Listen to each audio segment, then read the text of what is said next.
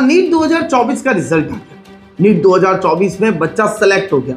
बच्चे ने सेलेक्ट होकर खुशियां मना ली। अब ये खुशियां उसकी गम में बदल गई। क्या हुआ ऐसा? जी हाँ, मैं सही कह रहा हूं, खुशियां गम में बदल गई। ऐसा कैसे हुआ? आज बच्चे ने रिजल्ट देखा, नीट का रिजल्ट डिक्लेयर हुआ। बच्चे ने अभी मार्क्स देखे तो उसके कुछ और मार्क्स थे। कल सुबह मार्क्स देखे तो अचानक मार्क्स कम हो गए। अरे कल रात में वो खुशियां मना चुका था, मोहल्ले में मिठाइयां बांट चुका था, बट उसके एवज में उसे मिला क्या दूसरे दिन? ये कैसे हुआ? क्यों? कितने बच्चों के फुल में से फुल मार्क्स आए? क्या उन सभी बच्चों को एम्स में एडमिशन मिल पाएगा?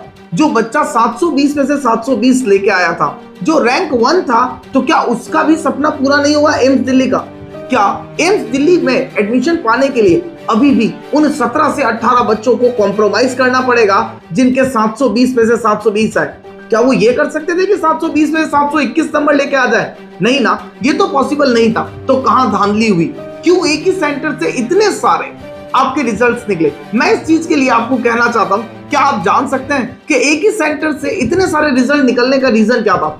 क्यों ही उसी सेंटर पर इन्होंने ग्रेस मार्क्स दिए? क्यों उसी सेंटर पर इनके बच्चों को एक्स्ट्रा टाइम दिया गया?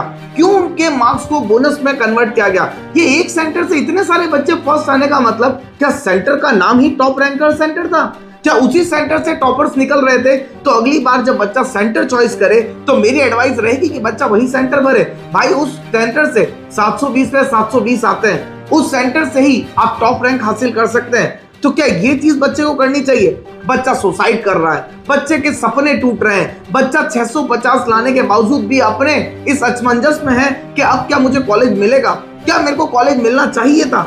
ये क्या हो रहा है? बच्चा एक इतना स्कोर करने के बाद अगर कॉलेज के बारे में ये विचार कर रहा है कि मुझे कॉलेज मिलेगा या नहीं मिलेगा, क्या मेरी काउंसलिंग में नंबर आएगा कि नहीं आएगा, तो ये कैसा एग्जाम है? NTA, please think about that. आप सोचिए उन लोगों के बारे में जिनके सपने टूटे हैं। आप सोचिए उन लोगों के बारे में जिन लोगों ने अपनी मेहनत से उधार लेकर के या फिर लोन लेकर के अपने बच्चों को भेजा और पढ़ाया है। उनके सपनों का क्या? उनके अरमानों का क्या? उनके अरमान इसी तरीके से क्या चूर चूर हो जाने देंगे? कुछ चंद रुपयों के कारण कुछ लोग पेपर लीक करवा देते हैं। क्या होता है उन बच्चों का जो पेपर लीक करके लीक किया हुआ पेपर पास करते हैं? कल को अगर उनके पास कोई इलाज कराने आएगा तो वो उसकी कहां से चीटिंग करेंगे? कहां से उस व्यक्ति को वो इलाज दे पाएंगे? क्या आप सोच सकते हैं देश का भविष्य कितना खतरे में? हो सकता है कल को आप ही को उसके पास इलाज कराने जाने पड़ गया, तो क्या वो वही डॉक्टर होगा जो पेट में कैंचियां छोड़ रहा होगा? एनटीए ने बहुत ही सफाई से बोल दिया कि हम लोगों ने कुछ लोगों को ग्रेस मार्क्स दिए। अरे ग्रेस मार्क्स दिए तो अब एडमिशन कैसे होगा उनका? एनटीए ने बोल दिया कि नहीं, कोई पेपर लीक नहीं हुआ। माना कि लीक नहीं हुआ, हम लोग एनटीए की बात पर है, तो क्या इतने सारे सबूत क्या कह रहे हैं कि पेपर लीक हुआ है कि नहीं हुआ है? तो इतने सारे तथ्य क्या कह रहे हैं? सेंटर से, एक ही सेंटर से रैंक निकली है कि नहीं निकली है?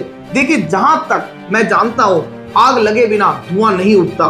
तो जहां धुआं उठा है मतलब आग लगी होगी वहां पर। तो इसी चीज को मैं एक चीज बता रहा हूं आपसे कि क्या एनटीए का पेपर वापस होना चाहिए? मैं इस पक्ष में हूं कि एनटीए को एक बार नीट वापस कराना चाहिए, रीनीट होना चाहिए। मैं इसके खिलाफ हूं कि ये एग्जाम का रिजल्ट जो जारी हुआ है, इतना ही बच्चों के मार्क्स आने चाहिए थे। कि क्या ये सही मार्क्स दिए गए हैं?